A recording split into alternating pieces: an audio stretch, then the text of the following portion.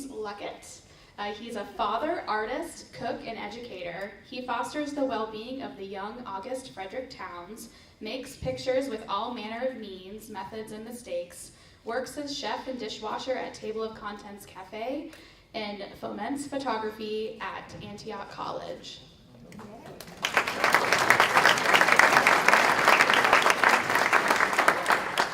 Hi, I'm James. I'm the chef at a cafe inside a bookstore in downtown Xenia, Ohio.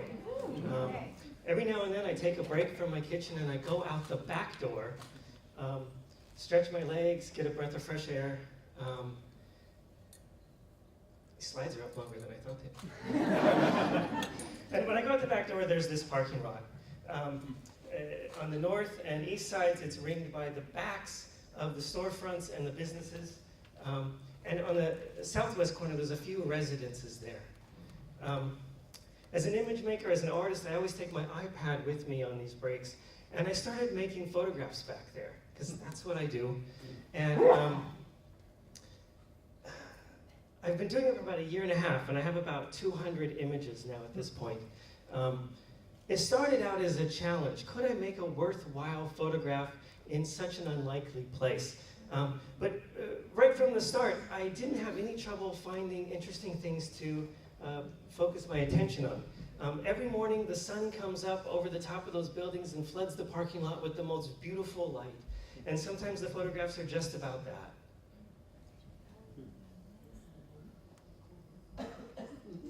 Other times, it's the shapes and the lines of the buildings, the details of the architecture, and how they fit into the frame of the camera that I'm so interested in.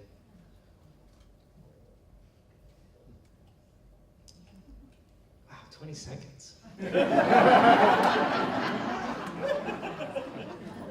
Sometimes it's all the texture that I find back there. You know, the rough walls of these buildings, the broken concrete, the cracked asphalt. These are really inhospitable to our minds, but our eyes and the camera just love all these edges. We just feast on them.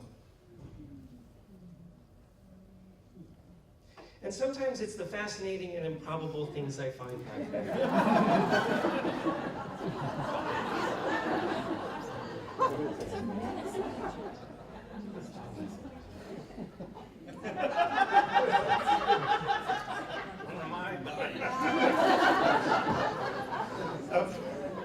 Every week, there's new items, objects, things, stuff that people abandon, people put out, people leave out.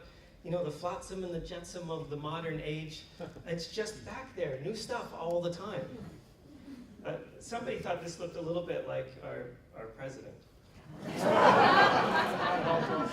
There's also broken things back there, and also the forgotten.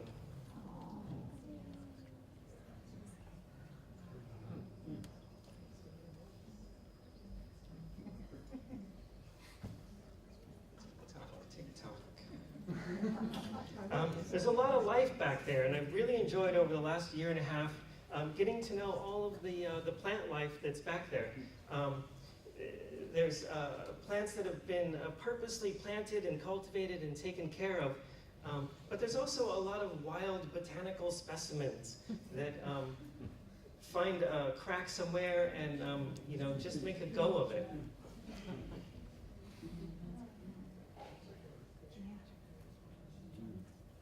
And that was all the stuff I had to say for these 2 slides.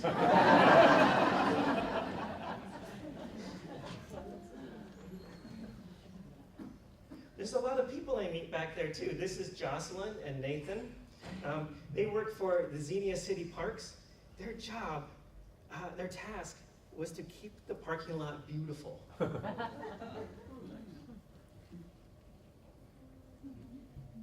They're very serious about it too. They were very conscientious.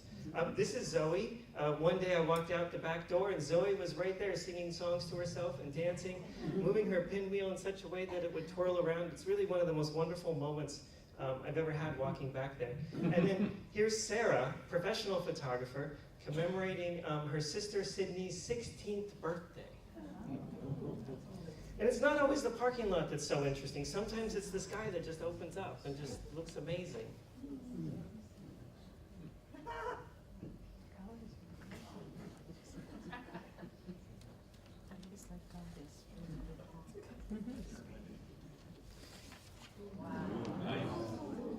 Yes, it really looked like that. No, nothing terrible happened. There was no space aliens. There was no tornado. There was no portal to another universe.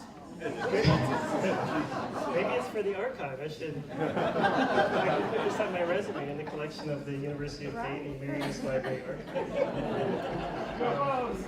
This is the view directly outside the door of the cafe. And I've been photographing this view over the year and a half. And it kind of is throughout the series. And if you kind of view them next to each other, you can, they become markers for the passing of time and the changing weather and the passing seasons. It's become kind of the touchstone of the series, the images that ground the whole thing.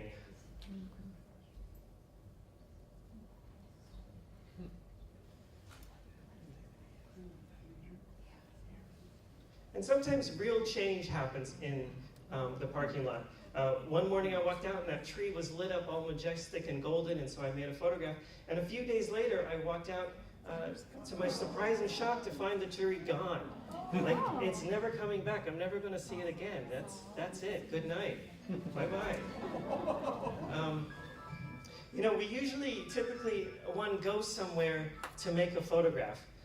Ralph Eugene Meatyard, photographer and artist that lived in Lexington, Kentucky, said, "You don't have to leave your front yard to make a great photograph."